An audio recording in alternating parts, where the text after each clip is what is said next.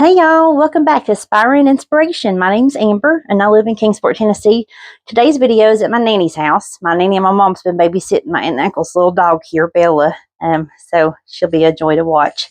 Anyhow, today's reading is entitled Perfectly Complementary Designs. The eye cannot say to the hand, I don't need you. And the hand cannot say to the feet, I don't need you. 1 Corinthians 12:21. God created men and women with perfectly complementary designs. The male is perfect for the female, and the female is perfect for the male. It is when men and women expect each other to think, react, and behave in the same ways, that is, when they don't know or appreciate their God-given differences, that they experience conflict.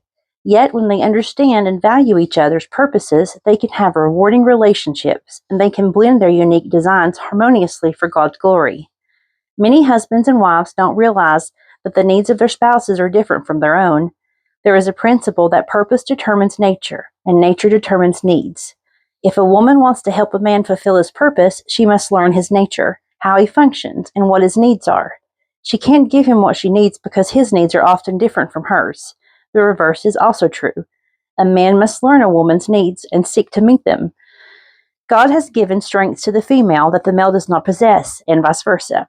Until they recognize the natures God has placed within each of them, they will be weak in certain areas because each was designed to supply what the other lacks.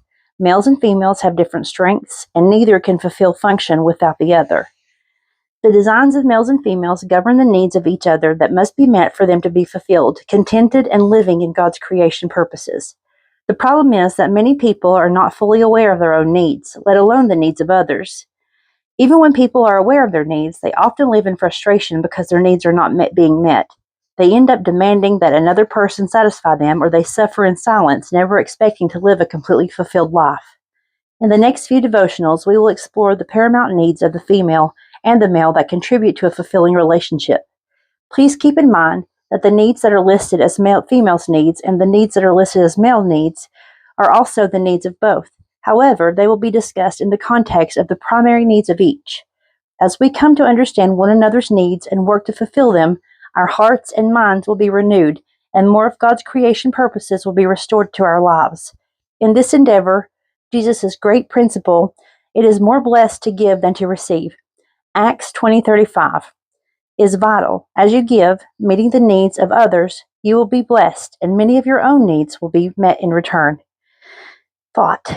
When men and women understand and value each other's purposes, they can have rewarding relationships. Need for love and respect. Each one of you, husbands, also must love his wife as he loves himself, and the wife must respect her husband. Ephesians 5:33. In the above verse, the Apostle Paul emphasized the primary needs of men and women, which we began to look at in earlier devotionals. Because she was created for the purpose of receiving love, a woman doesn't just desire love, she truly requires it. A woman wants to feel that she is important and special to her husband. When a man spends time with a woman, it makes her feel cherished because she knows she comes first in his life. She feels cared for when he goes out of his way to make sure she has everything she needs. As much as a woman needs to feel that she is loved, a man needs to know that he is respected. Being respected is at the core of his self-esteem, and it affects every other area of his life. It is part of his nature as leader, protector, and provider. A woman can meet her husband's needs for admiration and respect by understanding his value and achievements more than anyone else. She needs to remind him of his capabilities and help him to maintain his self-confidence. She should be proud of her husband, not out of duty, but as an expression of sincere admiration for the man with whom she has chosen to share her life. We should remember that a single man needs respect as much as a married man does. He needs the respect and affirmation of women because he is designed to need it.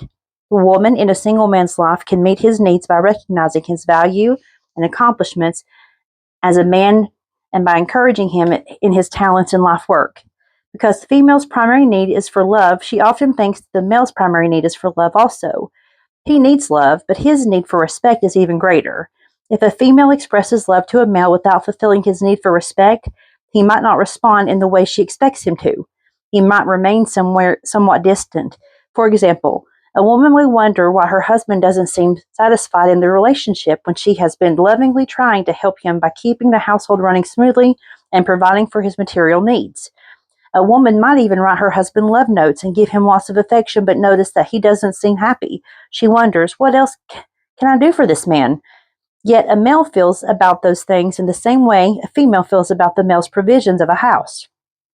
He is grateful that his material and emotional needs are being taken care of, and he appreciates his wife's efforts. However, these things don't address his primary need.